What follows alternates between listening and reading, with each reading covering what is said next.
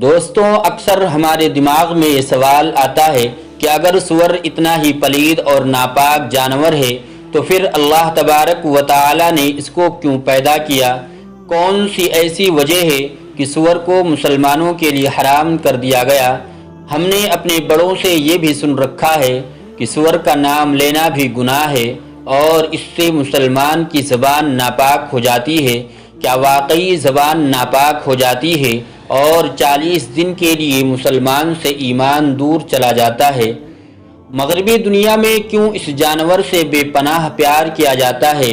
European ممالک سور کے گوشت کو ایشیائی دیشوں میں عام کرنے کے لیے کیوں تمام دیشوں سے ویاپار کر رہا ہے؟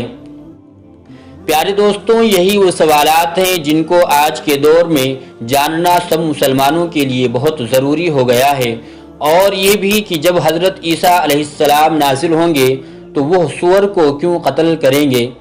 پیارے دوستوں، سور وہ اکیلا جانور ہے کہ جس کو کبھی پسینہ نہیں آتا، جس کی وجہ سے اس کے شریر میں زہریلی چیزیں نکل نہیں پاتی، اور یہ عمر کے ساتھ ساتھ اس قدر زہریلا ہو جاتا ہے کہ اس پر جلدی کوئی زہر اثر نہیں کرتا۔ یہ سبزی اور گوشت کھانے والا جانور ہے۔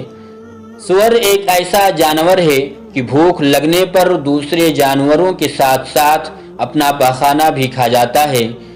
سور کی پیدائش کا ذکر کرنے سے پہلے اس بات کا ذکر کرنا ضروری ہے کہ اس کو حرام کیوں کیا گیا۔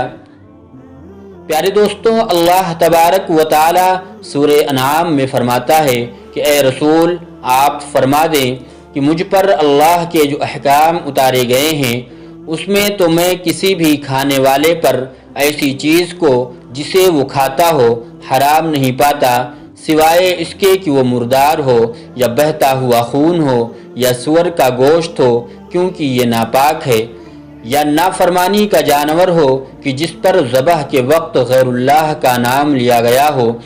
پھر جو شخص بھوک کی وجہ سے سخت لاچار ہو جائے، نہ تو وہ فرمانی کر رہا ہو اور نہ ہی حد سے آگے بڑھ رہا ہو، تو بے شک آپ کا رب بڑا بخشنے والا نہایت مہربان ہے۔ پیارے دوستوں، اس آیت کے علاوہ سورہ مائدہ کی آیت نمبر 3، سورہ بقرہ کی آیت نمبر 173 میں اور سورہ نحل کی آیت نمبر 115 میں سور کا گوشت کھانا اللہ تبارک و تعالی نے سختی سے منع کیا ہے۔ حضرت جابر بن عبداللہ رضی اللہ تعالی عنہ سے ترمذی شریف کی حدیث میں کچھ اس طرح روایت ہے کہ حضور پاک صلی اللہ علیہ وسلم نے ارشاد فرمایا کہ اللہ تبارک و تعالی اور اس کے رسول نے شراب، مردار، سور اور بتوں کی پوجا کو حرام قرار دیا ہے، اور ان کو خریدنا بیچنا بھی حرام قرار دیا ہے۔ اب اس سوال سے جواب کی طرف چلتے ہیں کہ سور حرام کیوں کیا گیا۔ تو پیارے دوستوں، ابھی جو کچھ قرآن کریم کی سورہ انعام کی آیت میں بیان کی گئی ہے اس میں اللہ تبارک و تعالی نے سور کے حرام ہونے کی وجہ اس کی ناپاکی بتائی ہے، یعنی سور اس قدر ناپاک اور غلیظ جانور ہے کہ اسے مسلمانوں پر حرام قرار دیا گیا، اور یہ ایسا بدبودار جانور ہے کہ مغربی دنیا نے اس کے جسم پر لگانے کے لیے مختلف قسم کے پرفیوم بنا رکھی ہے جنہیں وہ سور کے جسم پر ملتے ہیں۔ اگر وہ ایسا نہ کریں تو وہ خود بھی اپنے پالتو جانور کے پاس نہیں جا سکتے۔ پیارے دوستوں، سور ایک بہت بڑا ناپاک جانور ہے۔ حضرت نوح علیہ السلام سے لے کر حضرت محمد صلی اللہ علیہ وسلم تک تمام انبیاء سور کو حرام قرار دیتے آئے ہیں، یہاں تک کہ جب حضرت عیسیٰ علیہ السلام نازل ہوں گے تو وہ بھی سور کو قتل کریں گے، جو کہ اس بات کی نشانی ہوگی کہ سور بہت بڑا ناپاک اور حرام جانور ہے۔ اسی وجہ سے حضرت عیسیٰ علیہ السلام سور کو قتل کر کے یہ بتائیں گے کہ یہ حرام جانور ہے۔ اور میرے دوستو، سور کے اندر بری عادتیں پائی جاتی ہیں جس کی وجہ سے اس کے کھانے والوں پر اس کا برا اثر پڑتا ہے، اور یہ آپ سور کھانے والے لوگوں میں اچھی طرح سے دیکھ سکتے ہیں کہ وہ کیسے بے شرمی کی حد پار کر رہے ہیں۔ دوستوں، سور اپنی مادہ کے لیے خود دوسرے نر کو پسند کرتا ہے اور ان کو گھیر کر اپنی مادہ کے پاس لاتا ہے اور خود ہی ان دونوں کا ملاپ کراتا ہے۔ یہ دنیا کا اکیلا جانور ہے جو کہ ہم جنس پرستی کو بہت پسند کرتا ہے۔ انہی عادات اور خصلتوں کی وجہ سے سور کو قرآن پاک میں ناپاک کہہ کر پکارا گیا ہے، اور یہی وجہ ہے کہ آج سور کو کھانے والوں میں سور کی ہی یہ سب ناپاک عادت عام ہو چکی ہے۔ اسی لیے قرآن و حدیث میں سور کی کسی بھی قسم کا فائدہ اٹھانے سے منع کیا گیا ہے۔ روایات میں موجود ہے کہ یہ کسی بھی نبی کے امت کے لیے حلال نہیں کیا گیا۔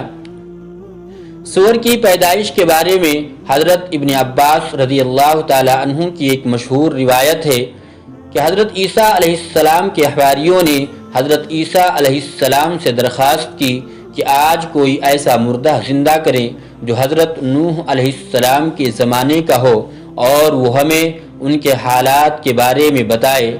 چنانچہ حضرت عیسیٰ علیہ السلام نے ایک قبر پر لاٹھی ماری جس میں سے ایک نوجوان زندہ ہو کر بیٹھ گیا۔ وہ شخص کہنے لگا کہ حضرت نوح علیہ السلام کی کشتی کی لمبائی 1200 گز تھی اور چوڑائی 600 گز تھی اور اس کی 3 منزلیں تھیں۔ پہلی منزل پر جانور، دوسری منزل پر انسان اور تیسری منزل پر پرندے تھے۔ اب جانوروں نے اپنے پیخانے سے پہلی منزل پر اتنا گند ڈال دیا کہ بیماریاں پھیلنے کا خطرہ ہونے لگا، تو حضرت نوح علیہ السلام اللہ تبارک و تعالیٰ کے حضور سجدہ ریز ہوئے تو اللہ تبارک و تعالیٰ نے سور نر اور مادہ دونوں کو پیدا فرمایا جو کہ ہاتھی کے شریر سے نکلے، اور وہ فوراً گند اور جانوروں کا پیخانہ اور وہ سب گندگی جو جانوروں کی وجہ سے وہاں پھیلی ہوئی تھی سب کھا گئے اور وہ سب گند انہوں نے ختم کر دیا۔ اسی لیے حضرت نوح علیہ السلام ہی وہ پہلے نبی تھے جنہوں نے اس کی پیدائش کے بعد جب دیکھا کہ اپنا اور دوسرے جانوروں کا پیخانہ کھا جاتا ہے تو اس کو اپنی شریعت میں حرام قرار دے دیا۔ پیارے دوستوں، جو ہم اپنے بڑوں سے باتیں سنتے ہیں کہ خنزیر یعنی سور کا نام لینا نہیں چاہیے، اس سے زبان ناپاک ہو جاتی ہے اور 40 دن کے لیے ایمان دور چلا جاتا ہے، یہ سب باتیں بالکل غلط اور من گھڑت ہے۔ اس بارے میں ہمیں کوئی حدیث یا مستند روایات نہیں ملتی۔ اس 40 دن ایمان سے دور رہنے والی بات کی کوئی حقیقت نہیں، اور اب تو جدید سائنس نے بھی خنزیر کے گوشت پر ریسرچ کرنے کے بعد اسے انسانی جسم کے لیے نقصان دہ بتا دیا ہے۔ بے شک اللہ پاک نے سور ہمارے لیے حرام قرار دیا ہے اور یہی ہمارے لیے آخری فیصلہ ہے۔ مسلمان ہونے کے ناطے ہمیں سور سے پرہیز کرنا چاہیے اور اپنے بچوں کو بھی یہی تعلیم دینی چاہیے۔ اس کی وجہ سے بعض قوموں کا بگڑ جانا بھی ثابت ہے، اور جس جانور کی وجہ سے قوم برباد ہو وہ خبیث ترین جانور ہوتا ہے۔ اللہ تبارک و تعالیٰ سے دعا ہے کہ اللہ تبارک و تعالیٰ ہمیں اور اپنے محبوب صلی اللہ علیہ وسلم کی نافرمانی سے محفوظ رکھے اور اپنی زندگیوں کو ان کے بتائے ہوئے طریقوں پر گزارنے کی توفیق عطا فرمائے، آمین۔